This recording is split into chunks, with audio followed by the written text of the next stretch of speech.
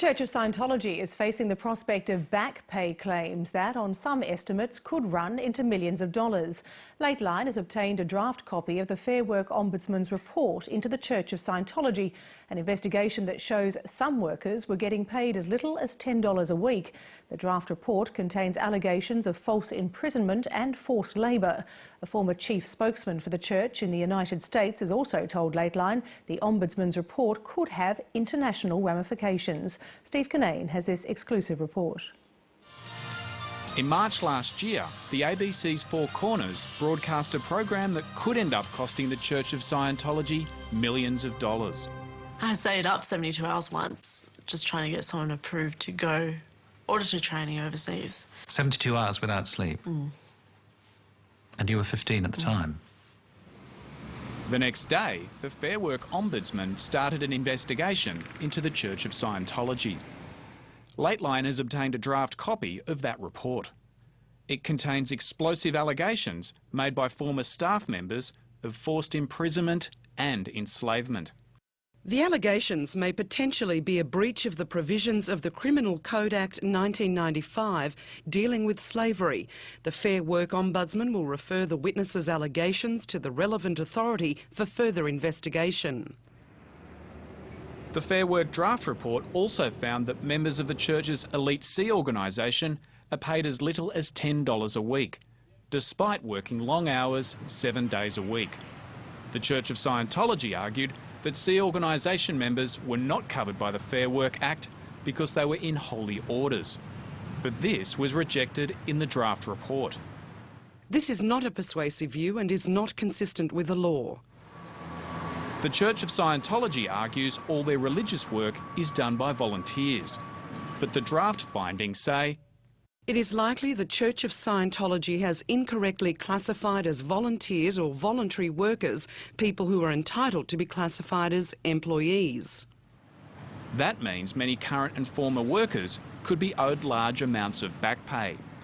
In the draft report, the Ombudsman insists the Church of Scientology appoint an independent consultant who will review its records so they comply with employment laws and awards. Mike Rinder is a former chief spokesman for the Church of Scientology in the US.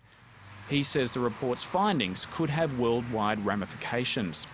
I think that a bunch of governments, particularly in Europe and probably in the Commonwealth, will follow in the footsteps of the Australian Fair Work Ombudsman and begin their own investigations and reviews. Last year, Lateline spoke to Jeanette Lang, one of the complainants to the Fair Work Ombudsman. Some weeks it might be $20, other weeks $2. It would average around between $2,000 to $3,000 a year. So these are two of the group certificates from 2 of the years that I was there. So this one's from 1999, where I earned $740, and this was my big one, which is why I pulled this one out. This was in 2001. Where I earned $3,114. But Jeanette Lang won't be able to recover any back pay under the Fair Work Act.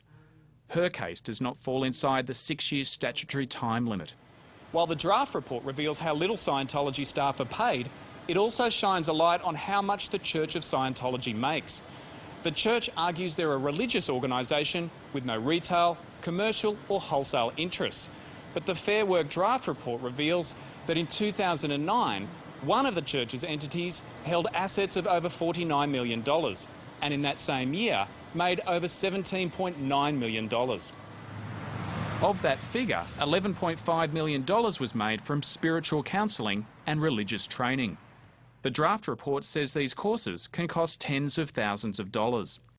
Documentary evidence obtained includes provision of an advance program to assist a Scientology member progress up the bridge at a cost in excess of $65,000.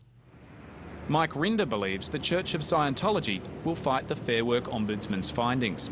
I think that they would challenge it in court. I think concurrently they will probably start new corporations or companies to house the activities and see if they can't start afresh. 2 days after the draft findings were given to interested parties, the Church of Scientology applied to ASIC to register a new company name. The Church of Scientology released a statement tonight saying, "The suggestion that the change in registration was designed to circumvent any negative findings against the Church by the Fair Work Ombudsman is outrageous, wrong and defamatory." And in a general response to our story said, "It is quite unfair, outrageous and highly unethical for any analysis of such draft findings to take place when they are not the final decision of the regulatory authority." The final report is due to be released later this week. The Fair Work Ombudsman notes the final statement of findings is likely to differ substantially from the initial draft. Steve Kinane, Late Line. And the full statements from the Fair Work Ombudsman and the Church of Scientology, which were mentioned in the story, will be posted on our website.